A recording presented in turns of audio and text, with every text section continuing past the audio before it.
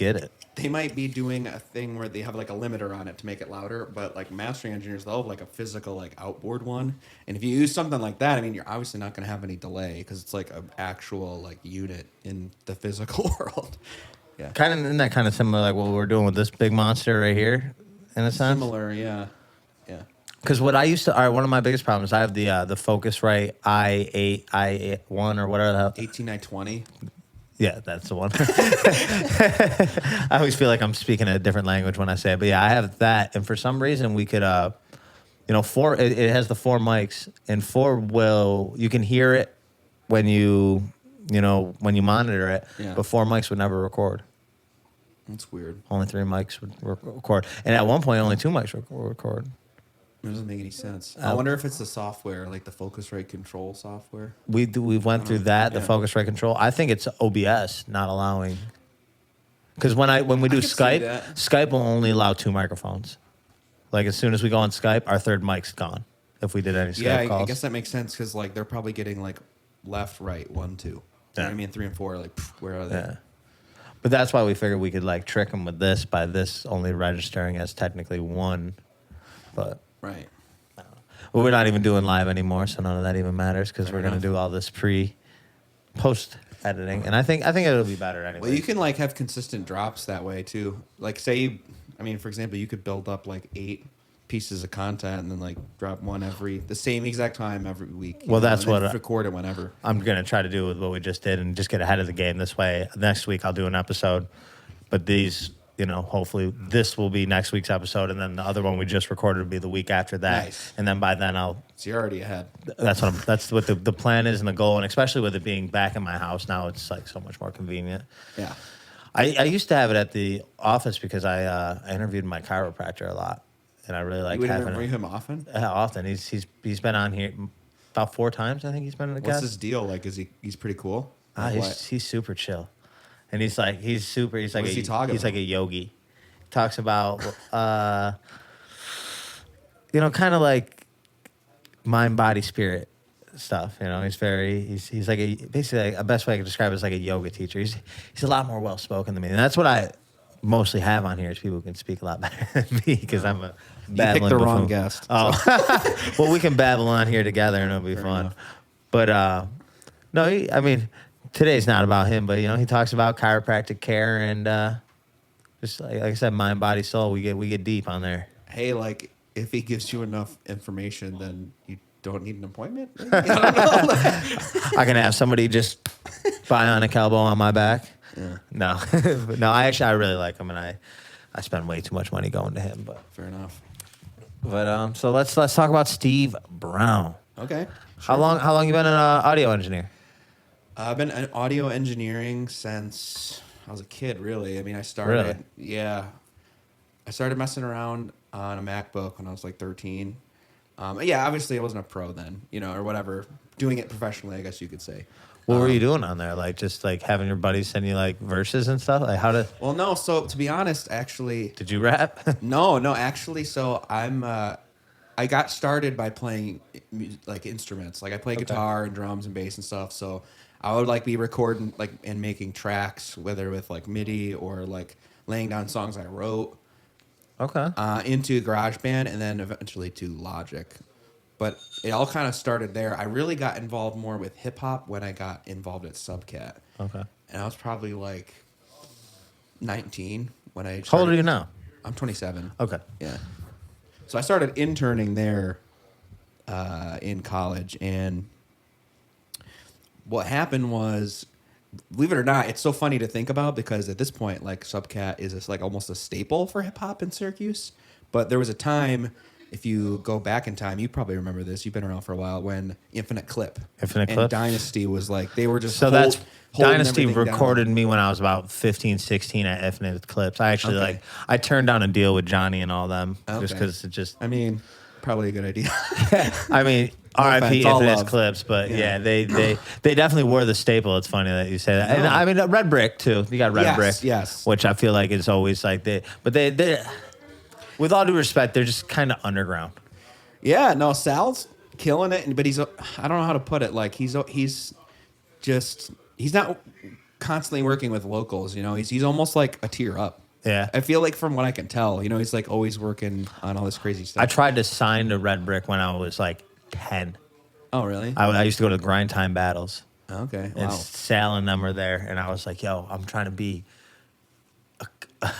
like, I wanted to be a. I didn't want to sign to them. I wanted to be a like, Red Brick Bridgeport. I wanted to be like, like a sector. franchise? Yeah, like a sector of them. I'm like, you guys got this. I'm like, I'll just, I'll get some more people. We'll be Red Brick Bridgeport, basically. They're like, I like your ideas, but nah. Dude, it's so funny. I went to high school in Central Square, and I always saw it there, and I was like, "What the heck is that?" And then eventually, I'm like, "Oh, that's a hip hop." I shot my first music video there. Okay. With because have you ever heard of Triple R? They're now Studio Yeah. 102. Yeah, they What, they're still going?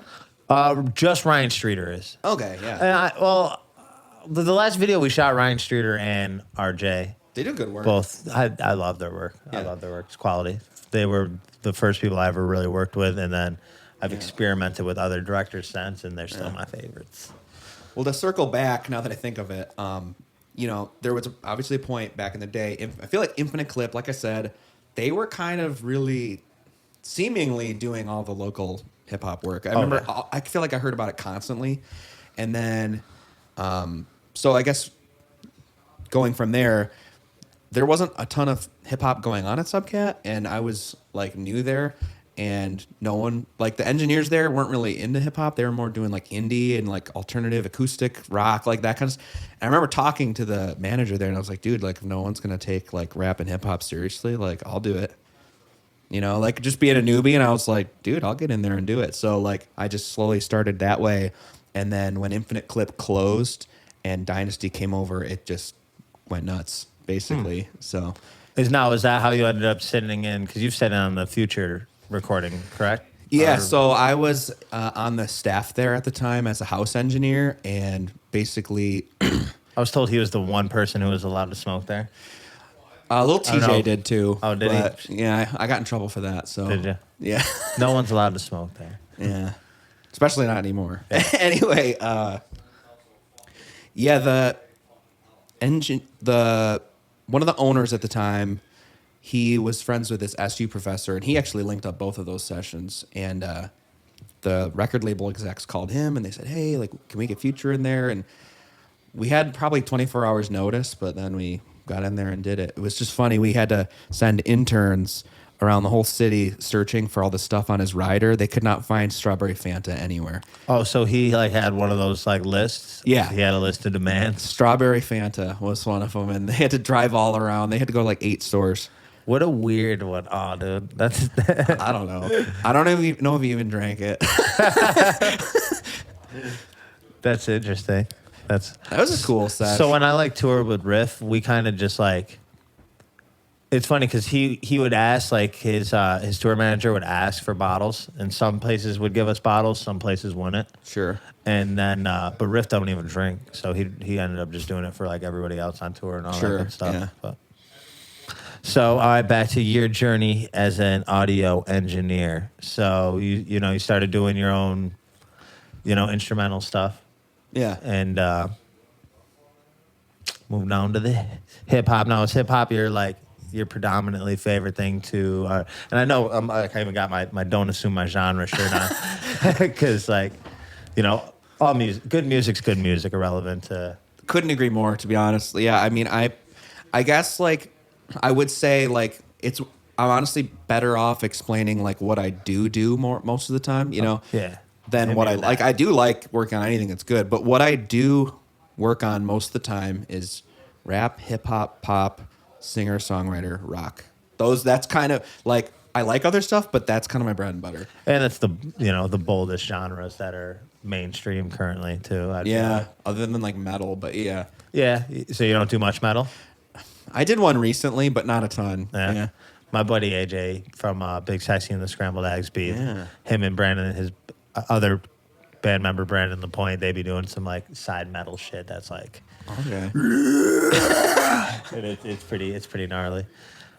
I did a track recently with some crazy double kick and stuff. It was kind of cool. Yeah, just Yeah, this drummer, like he was tracking. We were at Subcat in the A room, and this drummer was but like, it wasn't metal. oh, that was. Oh, okay. Yeah, he's just like, fuck's that? Like, just hear a fucking double pedal on a country song. Oh yeah. So started at. So how old were you when you started again? Sorry. I started like messing around and doing engineering at like 13 or 14, but that I really started taking it serious like once I hit college. Like I started charging people for it, you know, like I had friends for a long time growing up, like in high school, like I would just work on their stuff for free. But frankly, like when you're in high school and you're just messing around and you're learning, like that's what you should do, right? I mean, but once I got into college and started like my internship, I was like, okay, like I should probably charge something and start taking this seriously. And I mean that it's your full-time job, right? Do you do anything other than music editing, or Well, so I actually work at a church in Cicero, and I do all the music. Okay, yeah, but that's still music. Yeah, no, that's for real. Music. Yeah, I'm music all the time. I have such respect for that because I'm still like I'd part-time 9 to 5 it, and I paint. I do like construction paint, and I just want to like. I'm mediocre painter. I'm good, and I feel like I wish I put that much because I've been doing it for about 10 years. So what you're saying is you do the rolling. No, I you said I wish. I say everything I do is mediocre. Okay. So, but I'm always striving for greatness. Where was I going with this? I don't know. Tangents. That's what I should call this podcast is tangents. It's always tangents. It's always tangents. So, how's father life treating you? How you like me? Obviously nobody's gonna be like, I fucking hate it. This shit sucks. No, I love it. You love it? Yeah. This your first kid? Yeah. Yeah, he's gonna be a year in 3 weeks, which is awesome. Seems like it was just yesterday you had that thing. I know. Yeah. No, I mean, obviously he's annoying sometimes, but like that's life, right? Yeah, like my baby's fucking actually. My baby don't cry. He puts himself to sleep. He's so efficient. What up? So we're getting Scrooge McDuck's, I guess, podcast bombing us right now. Oh, you're podcasting? Yeah. Oh, you're live? Well, we're not live, but we are recorded. Oh, I didn't know that. I was wondering what you guys were doing back here. That's Do an episode with the great Steve Brown. Oh, you're good. My bad. You taking Dare home? Yeah, I'm gonna take it. It's gonna fuck them all up because this is gonna be one episode, and then the next week episode is gonna be you guys. So, Cut it out, maybe. oh, I could do that. Forget about that. Peace. Yeah, now I do wish I had more prep questions for you because I am a little lost. Well, how'd you get into music? So there was a neighborhood drunk out here in Bridgeport, and he would freestyle rap. And the only way to stop him from freestyle rapping is to freestyle rap back. Okay. And that's my start. And then around 14, I got a little microphone in my room. I got a little, That's how we all start. I got a little USB mic and a computer. And I started, I used to joke that I'd make $1 million off what the hell was it? I'm drawing a blank. It's not Pro Tools. It's one of the cheap ones. It's one of the Audacity? Mixcraft. Oh, okay. I remember that, dude. Mixcraft 3, like I was rocking that way back. I started Mixcraft 5. That's Okay, when I came yeah. in Mixcraft 5. So I always used to say I'd make $1 million off of Mixcraft. Dude, would you say like the cheap recording stuff has gotten a lot better since then? I haven't used it, but I would assume it has. I feel like my recordings when I was young were trash, but not. It was definitely me, but I feel like the gear didn't sound as good either. I always wondered if it was the gear or if it was just really an operator error for me. It's probably me. Because I feel like I've seen people like I bet you if I got that same equipment right now and we recorded it, we could probably make something fucking killer. Right. You know what I'm saying? I don't think we would even need all. I've always said, yeah, like not to offend anyone, but I've always said like I could probably make a better record in a closet than my intern could make in like $1 million studio. And it's like not in like a cocky way, but it's just like true. Like 8 years experience, like 10 years experience, like what do you expect? 100%. Yeah. 1,000,000%. So I think it was more just because I remember I used to record and edit all my own shit too. Yeah. And I was just like, this ain't it. And I'm like, I know I can't. I'm like, I know I'm better than this sounds. Sure, So yeah. I'm like, it's got to be an operator error again in that, and that's when the first person I actually ever recorded with professionally was Dynasty Doesn't surprise at me. Infinite Clips. I've never even heard the demo. I never even got to hear the demo we recorded. Wait, you never got a copy of it? No, I never even heard it. Like I recorded it, left. Like I had the meeting with Johnny, and then we just left. Oh, it was like a label I was thing. like 16, So it was for the label. I guess. Yeah. So they didn't give it to you, yeah. Yeah. Because it never panned out or whatever. Oh yeah, well, I mean, I didn't take what they offered or anything, so Right. and it seemed weird. I was there, I was 16. What did they offer you anyway? Johnny wanted to do a 60-40. That's, I mean, he's like, Oh. which at That's the pretty time, cool. No, well, he would get 60, I would get 40. I know, And but, like- they were gonna pay for everything up front. That's what I'm saying. Like, given the context, it doesn't seem like a bad deal, but The more I think about it, I probably could have utilized it, Yeah. but I was 16 and I was like, this is kind of bigger than I'm even ready for, and I just want to rap here and there. yeah. It was honestly, I was a little bit of a puss, but it just didn't seem right. I knew if I wanted to do it, I would do it at my pace, Yeah. and I would get it done when I wanted to, and I knew I just didn't like the idea of anybody having any controlling yeah. aspect of it, which. And dude, honestly, I was psyched out. I was a little kid. Like that was creepy, man. And No, I I have get some it. other weird stories, and I'm glad that I didn't sign to Johnny outside Sure. of Infinite Clips. Even signing down, I've had a couple weird nights with Johnny Bang. I don't even know the guy. He's an interesting character, Fair enough. but yeah, and I wish I could have heard that demo because it was one of my like more like woke bars that I when I was a Do kid. you have it written down anywhere? Probably not. I could probably pull it from the memory log if I ever heard the beat. Oh, okay. Because I'm pretty decent with that. You believe got it it or in the not. hard drive? Yeah, that's where most of my RAM's filled up with. It's just lyrics, and then I forget what else I want to say because I'm just like just 8 miling it in my brain. Do you, when you go in for a session, do you pre-write a lot of it? Always. Do you always write it down? Is it always in here? A lot of mine are like 9 out of 10 are 50% written. So like you'll So write I'll the start second it, verse there. or I usually don't do 2 verses. I'm kind of a feature rapper. Hook verse hook kind of thing. Yeah, hook Okay. verse hook, and then I get a feature. Okay. Yeah. I have maybe 3 songs where I do like a double verse. Yeah.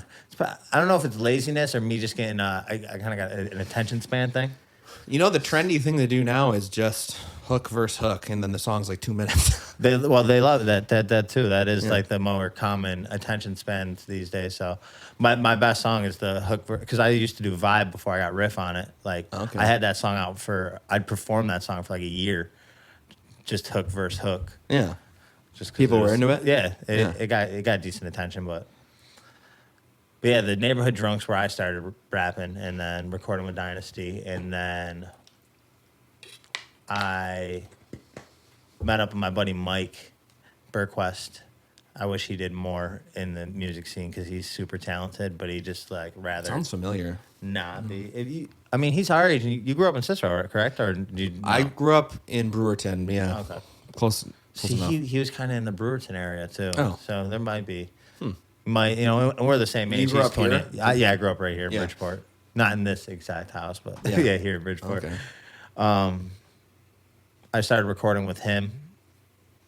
You know, Tommy Bean, Yeah. you know, the Beaner. We shot a music video at my old house in Bridgeport for 24/7. Okay. I don't know if you've ever seen the video or not. No. That's where I met Triple R and all them guys. And then I started recording. I mean, I shot the video for the first song I ever released. That's cool. And then just kind of it's been dominoes after that. Yeah. Just trying to do something bigger and bigger each time. I haven't checked out your catalog. Do you have a project out? I have I have Fuck Vinny, Okay. hashtag Fuck Vinny, which was my first project that has 9 songs on it. And then I have about 5 singles out. I got my song with The Game. Got my dope. song with Riff. Yeah.